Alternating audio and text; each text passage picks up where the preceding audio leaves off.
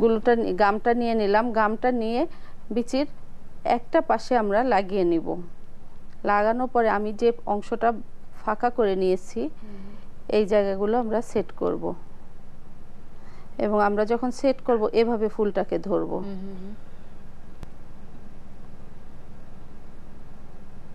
দুটো আঙ্গুলের মাঝে যদি আমরা নেই, আমার মনে হয় শিক্ষার্থীরা কাজ করতে করতে আপনার কাছ থেকে অনেক টেকনিক্স এবং টিপসই কিন্তু পেয়েছে এর মধ্যে। জি।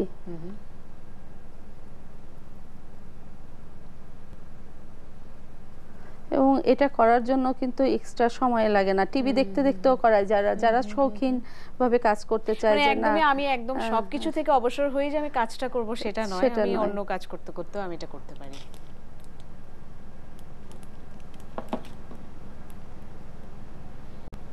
শুধু উপকরণগুলো কিভাবে আমরা ব্যবহার করব, পদ্ধতি কিভাবে সংরক্ষণ করব, এটা যদি জানা থাকে কাজ আমরা করতে পারবো। জি।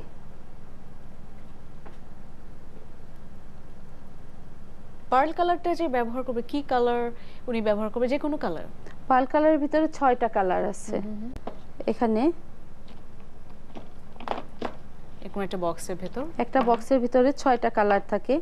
আমি চাইলে 6টা কালারেরই ফুল তৈরি করতে পারি। বাহ।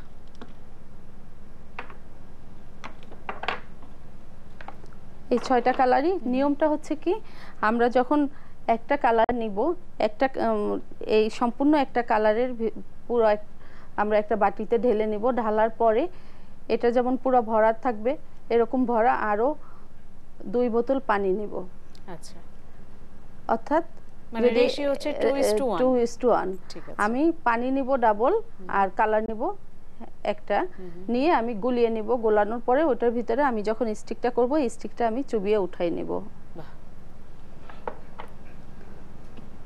আমি আমার জন্য জানতে চাচ্ছি, এর কোনো স্প্রে কালার কিছু করা যাবে না? স্প্রে করা যাবে, তবে স্প্রে করলে যেটা হবে যে এটার ভিতরে আমি যদি স্প্রে করি তাহলে অনেক ওয়েস্টেজ হবে। স্প্রেটা যেমন এটুকুন ছোট একটা ফুল, তখন আমি স্প্রে করতে গেলে কিন্তু আউটসাইডে অনেক চলে যাবে, সেই জিনিসটাও আমাকে লক্ষ্য রাখতে হবে। আমাদের সাথে একজন ফোনে আছেন। জি। হ্যালো হ্যালো হ্যালো, আসসালামু আলাইকুম। ওয়ালাইকুম আসসালাম। শিক্ষার্থীর নাম বলে প্রশ্ন করুন। আমি কুমিল্লা থেকে কাবেরী বলছিলাম। জি। ওই গোলাপের কয়টা পাপড়ি আর বাগান বিলাসের মাঝখানে রেণুটা কি দেয়া হয়েছে? এটাই। সাথে থাকুন শিক্ষার্থী। ধন্যবাদ আপু। আমরা গোলাপ করার জন্য পাপড়ি, আসলে আমি যদি বড় গোলাপ করতে চাই তাহলে আমি বেশি করে পাপড়ি নিব। গোলাপে কিন্তু অনেক পাপড়ি থাকে, তো আমি যদি ফুটন্ত গোলাপ করতে চাই, আপনি একটা একটা করে সেট করবেন। আপনি প্রথমেই 10 থেকে 12টা পাপড়ি কেটে নেবেন। তারপরে যদি দেখেন যে না আপনি ফুলটা আরও বেশি করবেন, সেক্ষেত্রে কিন্তু আপনি আরও 4-5টা পাপড়ি বাড়িয়ে দিতে পারেন। এটা সম্পূর্ণই আপনার নিজের উপরে, কিন্তু হিসাব করে দিতে হবে, এরকম কোনো কথা নাই। আর বাগান বিলাসের ভিতরে আমরা যে রেণুটা করেছিলাম, সেই রেণুটা আমরা সুজিতে 1000 পাওয়ারের যে রংটা, সেই রংটা মিলাই নিয়ে সুজিটা যখন শুকিয়ে যাবে, আমরা ভিতরে অংশ দেওয়ার জন্য এরকম ভুট্টার পাতাটাই কেটে নিয়েছিলাম। কেটে নিয়ে আমি একটু দেখিয়ে দেই, না হলে পারবেন না উনি।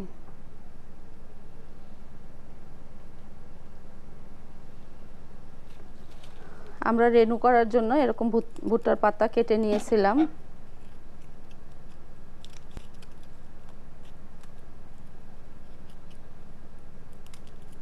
এরকম করে অনেকগুলো কেটে নেওয়ার পরে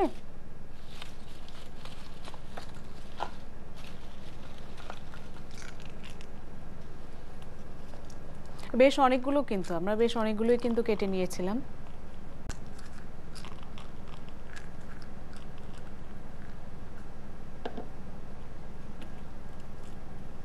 তখন আমরা নো স্টিচ যে গুলোটা আমি উপরের দিকে লাগিয়ে নিয়ে সুজির ভিতরে, এমনি রং করা সুজির ভিতরে এমনিভাবে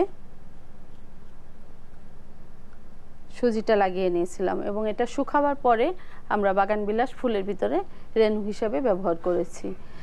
আমরা আরো অনেক ফুলের ভিতরে আমরা রেণু হিসেবে ব্যবহার করতে পারি। আমি আরেকটু দর্শকদের সুবিধার্থে দেখিয়ে দেই যে কিভাবে আমরা আরো ব্যবহার করতে পারি।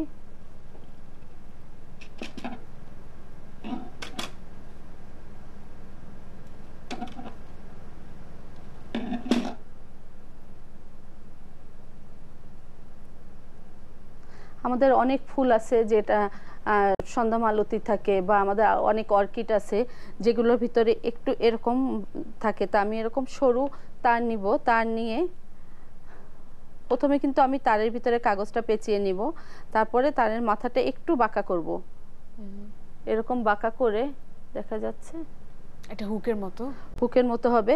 এরপরে এই হুকের জায়গাটায় আমি এই এরকম করেও আমি রেণু তৈরি করে নিব। শুকিয়ে যাবার পর কিন্তু আসল ফর্মটা চলে আসবে। আমি একটু লালটা দিয়ে দেখাই, ওটা হয়তো দেখা যাচ্ছে না খুব ভালো।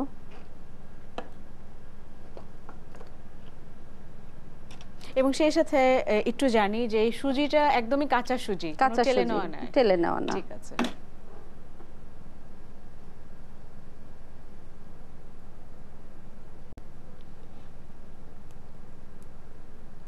আমার এই আমি কতটুকুন গাম লাগাবো তার উপরে কিন্তু উপরের রেণুর মোটাটা বোঝা যাবে যে থিকনেসটা কতটা হবে।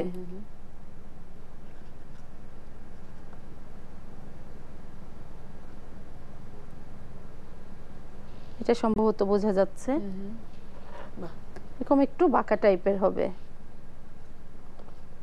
আমরা যদি একটু রিয়েল ফুলগুলো খেয়াল করি তাহলে কিন্তু আমরা বুঝতে পারবো যে ভেতরের রেণুটা কেমন হতে পারে। জি, সেই ফুলের দোকানের সামনে একটু দাঁড়ালে বা গাছে যখন ফুল ফুটে তখন কিন্তু একটু লক্ষ্য করলে যে আমি এই ফুলটা তৈরি করব, এটা কেমন হতে পারে। আমরা জাম্বুরার বিচির ফুলটা সেট করছিলাম, এটা আমাদের কিন্তু সেট করা শেষ। একটা ফুল আমাদের হয়ে গেল। এমনিভাবে আমি আরও একটা ফুল দেখিয়ে দিব দর্শকের সুবিধার্থে।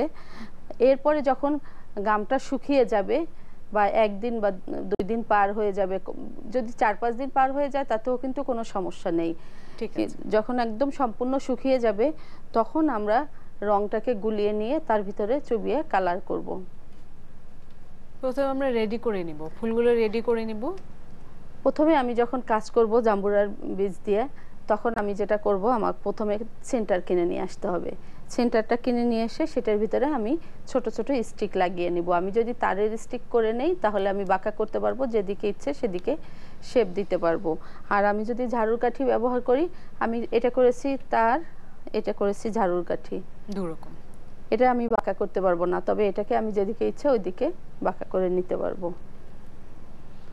এরপরে আমার সাইডে যে পাপড়িগুলো থাকবে, বড় পাপড়ি অর্থাৎ একদম ফুলের লাস্টে বিথির অংশে যে পাপড়িগুলো থাকে, এই পাপড়িগুলোকে আমরা এভাবে একটু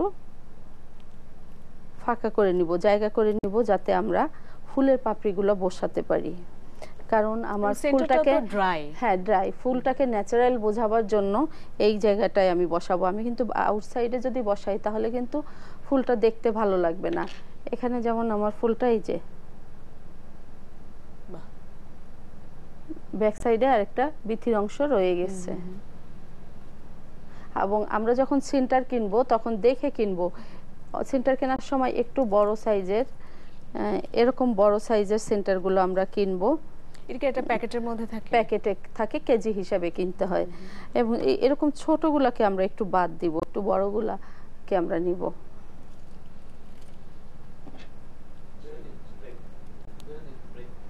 ঠিক আছে, আমরা কাজ করতে থাকি, একটা বিরতি নিয়ে আসছি। শিক্ষার্থীরা নিচে খুব ছোট একটা বিরতি, কোথাও যাবেন না, সাথেই থাকুন।